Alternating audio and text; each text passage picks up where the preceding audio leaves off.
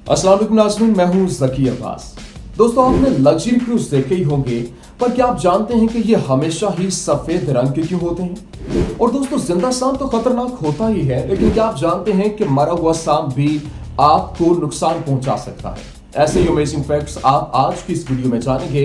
तो चलिए आज की वीडियो का बाकायदा आगाज करते हैं बिना कोई देरी किए। Fact number 1। दोस्तों, क्या आप जानते हैं कि समुद्री घोड़े यानी कि सी हॉर्स ऐसे जानवर हैं जिनमें उनके बच्चे उनके फीमेल नहीं बल्कि उसका मेल बच्चों को पैदा करता है। आप सोच रहे होंगे कि इंसान हो या जानवर, बच्चे तो हमेशा फीमेल ही पैदा करती है, तो ये कैसे मुमकिन है? दोस्तों, आमतौर पर इंसान और जानवरों में एक मेल और स्पर्म को फीमेल में इंजेक्ट करता है, पर सी हॉर्सेस में ऐसा नहीं होता। इन क्रिएचर में sea horses male sea horses के पाउच में एग डिपॉजिट कर देती है और सी हॉर्स मेल इन एग्स को अपने स्पर्म से फर्टिलाइज करते हैं और बच्चे पैदा होने तक अपने पाउच में ही रखते हैं। और रिसर्च से ये बात भी पता चली है कि मेल सी हॉर्सेस ऐसा इसलिए करते हैं ताकि फीमेल हॉर्सेस को और एग्स प्रोड्यूस करने का वक्त मिल सके। Fact number 2। दोस्तों, कोई भी इंसान कहीं घूमने जाए और जिस होटल के कमरे में उसने स्टे किया हो, तो अगर कभी उसकी उसी रूम में डेथ हो जाए तो क्या होगा? क्या आप जानते हैं कि अगर किसी की किसी होटल रूम में मौत के बाद उसके होटल रूम का क्या किया जाता है? फेमस एक्ट्रेस श्रीदेवी की मौत भी एक होटल रूम में हुई थी। उनकी बॉडी ले जाने के बाद में उनकी बॉडी के साथ क्या किया गया, आप क्या ये जानते हैं? दोस्तों, जब किसी होटल रूम में किसी गेस्ट की डेथ हो जाती है तो उसके बाद उस रूम को सील कर दिया जाता है। केस की इन्वेस्टिगेशन करने के लिए पुलिस और इन्वेस्टिगेशन टीम उस कमरे के बाहर क्राइम सीन जैसे स्ट्रिप लगा देते हैं और इस कमरे में होटल का मालिक तक नहीं आ जा सकता। और ऐसा इसलिए किया जाता है ताकि कोई भी केस में हेरा फेरी न कर सके। होटल का कमरा केस कंप्लीट होने तक बंद किया जाता है और इन्वेस्टिगेशन पूरी होने के बाद वो रूम होटल के इस्तेमाल के लिए खोल दिया जाता है। Fact number 3। दोस्तों, परफेक्ट वेकेशंस के लिए लग्जरी क्रूज पर टाइम स्पेंड करने का ख्वाब तो आप सबने ही देखा होगा और कुछ तो ये ख्वाब पूरा भी कर चुके होंगे, लेकिन क्या आप जानते हैं कि ये लग्जरी क्रूज जहाज हमेशा सफेद रंग के क्यों होते हैं? और समंदर में जासूसी के लिए इस्तेमाल होने वाली ये सबमरीन हमेशा ही ब्लैक कलर की क्यों होती है? दोस्तों, इनको बनाने के लिए कोई प्लानिंग नहीं की गई है। कंपनीज की जानिब से किसी किस्म की कोई प्लानिंग नहीं, बल्कि इसके पीछे एक सॉलिड कॉमन रीजन मौजूद है। समंदर में दिन के वक्त हमेशा ही टेम्परेचर ज्यादा होता है, जिससे क्रूज गर्म हो जाता है और व्हाइट कलर, ये तो आप जानते हैं कि सबसे ज्यादा सनलाइट को रिफ्लेक्ट करता है। इसलिए क्रूज शिप्स का कलर हमेशा ही व्हाइट रखा जाता है ताकि क्रूज गर्म ना हो और इसकी कूलिंग हर आने वाले खर्चे में भी कम हो सके।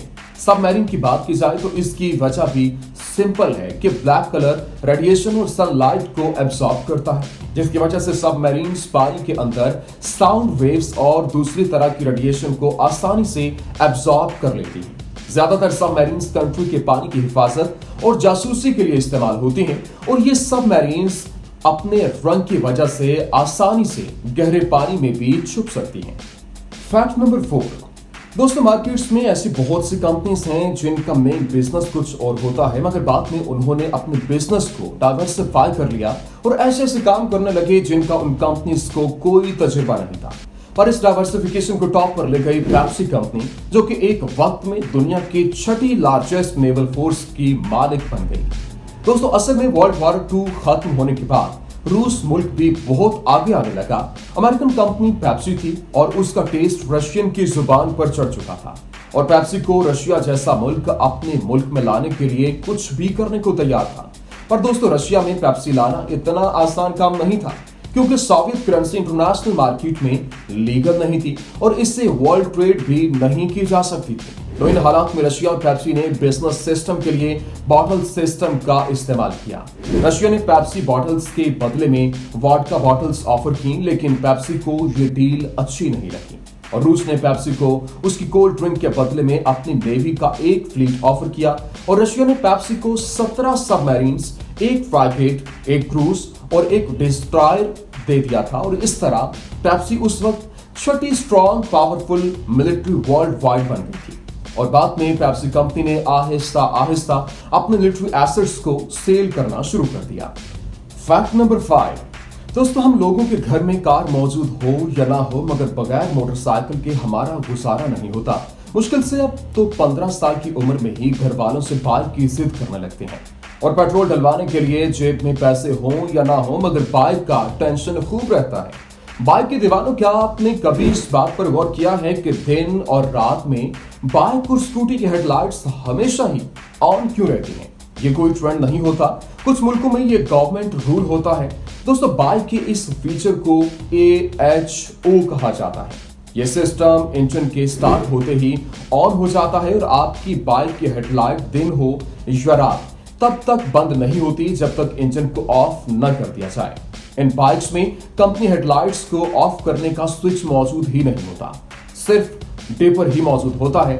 तो दोस्तों ये रूल इसलिए रखा गया है क्योंकि बाइक की वजह से रोड एक्सीडेंट्स की रेशो बढ़ती ही जा रही थी। बाइक का साइज कार, वैन और ट्रक के साइज से बहुत छोटा होता है, जिसकी वजह से सर्दियों के मौसम में, फॉग के मौसम में या फिर सुबह शाम हादसा वो भी बाइक पर ज्यादा देखने में आए। ये बाइक्स में एक सिक्योरिटी सिस्टम के तौर पर काम करता है, जिसकी मदद से कार या फिर दूसरी बड़ी गाड़ियों को लाइट्स देखकर अंदाजा हो जाता है कि सामने से कोई गाड़ी आ रही है। फैक्ट नंबर 6, दोस्तों दूध और मीट ह्यूमन बॉडी के लिए बहुत ज्यादा हेल्दी होते हैं, लेकिन फिर भी आपने बुजुर्गों से सुना होगा कि मछली खाने के बाद दूध पीने से बॉडी पर व्हाइट मार्क आ जाते हैं, जिसे फुलबेरी भी कहा जाता है।